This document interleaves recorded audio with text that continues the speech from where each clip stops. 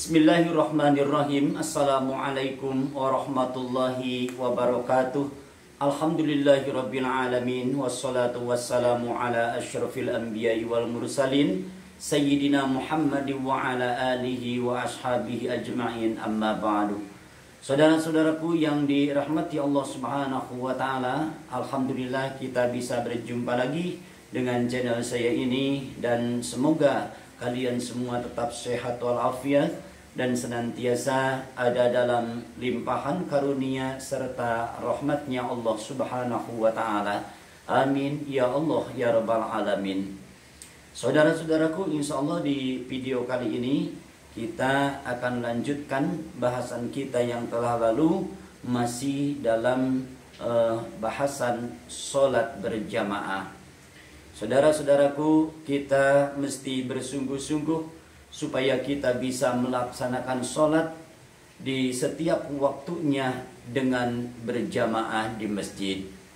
Jauh atau dekat rumah kita ke masjid, malah jauh itu lebih baik dan tentunya lebih besar lagi pahala yang akan kita dapati. Berangkatnya ke masjid, mau jalan kaki atau memakai kendaraan, itu sama-sama. Semoga yang memakai kendaraan, tentunya mau motor atau mobil, untuk berangkat ke masjid demi melaksanakan sholat dengan berjamaah, insya Allah semuanya ditambah-tambah barokah oleh Allah Subhanahu wa ta'ala.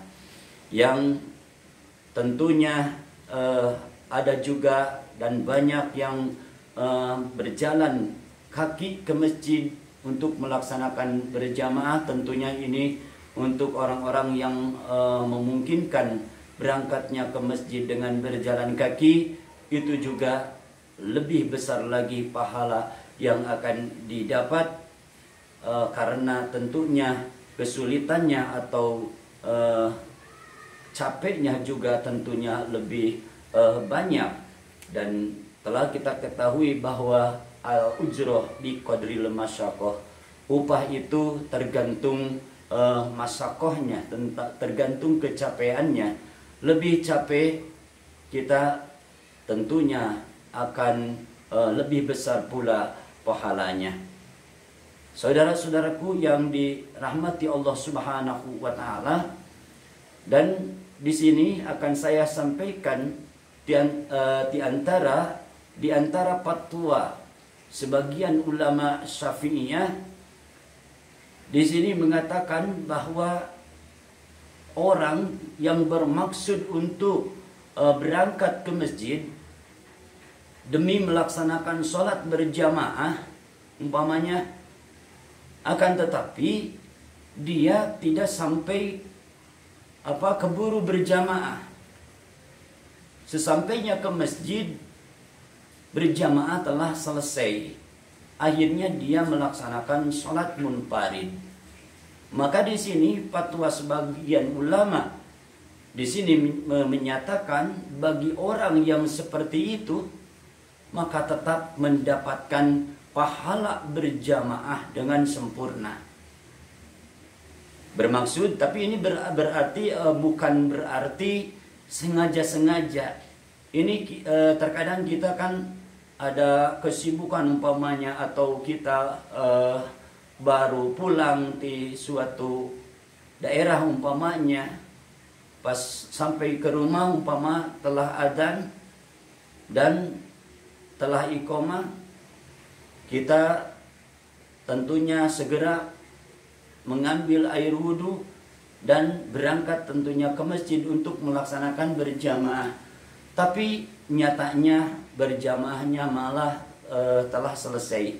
Sholat berjamaah di masjidnya telah selesai. Jadi kita tidak melaksanakan sholat dengan berjamaah, akhirnya kita melaksanakan sholatnya munfarid.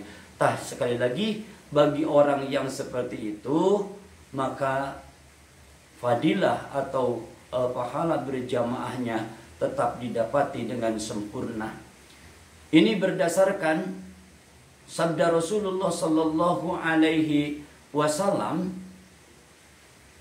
yang diriwayatkan oleh Imam Abu Dawud Ini hadisnya hadis hasan. Man tawaddu'a fa ahsana wudu'ahu thumma roha fa wajadan nasa qad sallu a'tahu Allahu azza wa jalla misla ajri man salaha aw hadaraha la yanqusu dzalika min ajrihim syai'a. Jadi itu hadisnya. Tetap akan diberi pahala dengan pahala yang sempurna seperti pahala orang yang ikut melaksanakan sholat berjamaah dari awal. Saudara-saudaraku yang dirahmati Allah Subhanahu wa taala.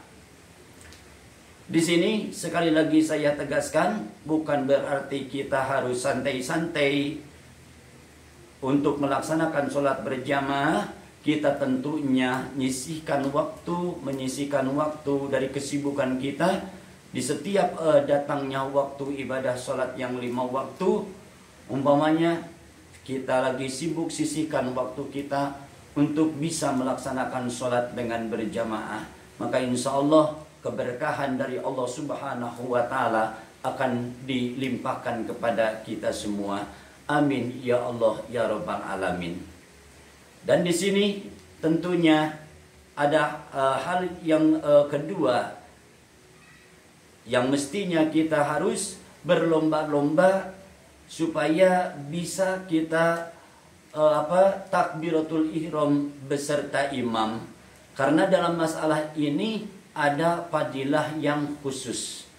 Ada keutamaan yang khusus bagi orang yang bisa takbiratul ihram beserta imam. Jadi maksudnya begitu imam takbiratul ihram, jamaah sudah ada di sana dan tentunya mengikuti takbiratul ihramnya imam.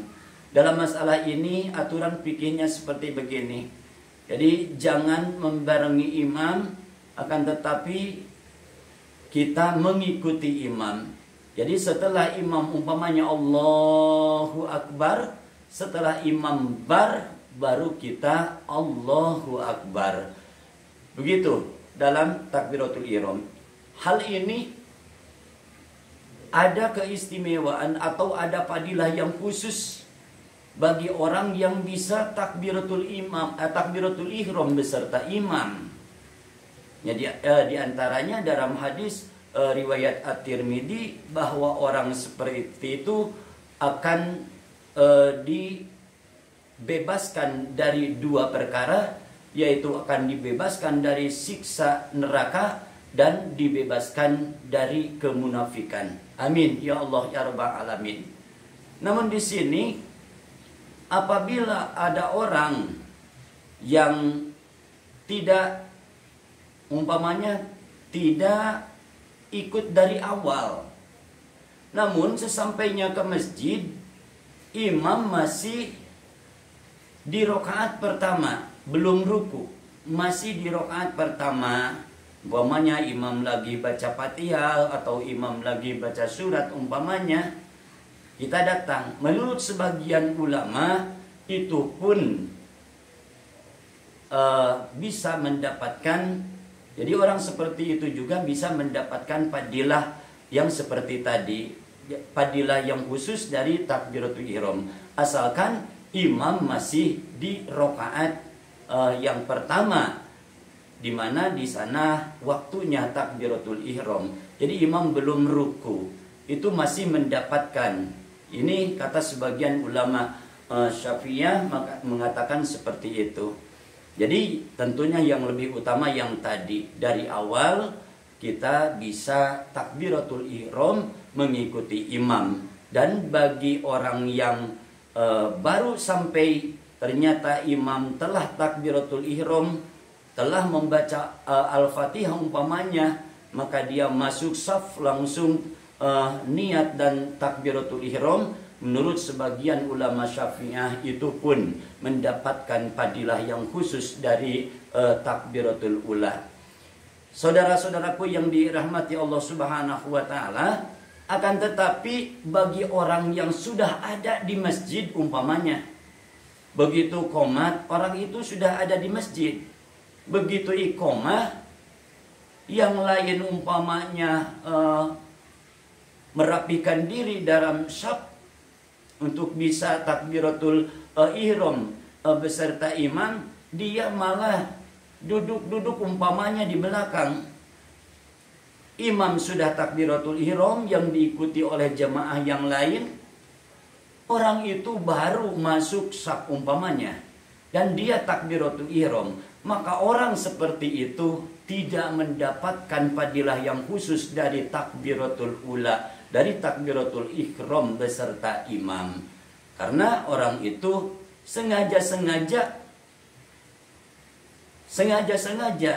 tidak mengikuti kepada imam dari awal. Sengaja-sengaja malah duduk-duduk.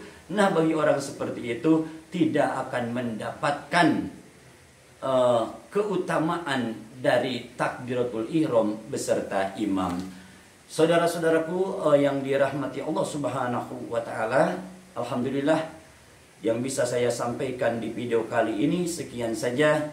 Semoga bermanfaat bagi saya sendiri, terutama juga bagi kalian semua.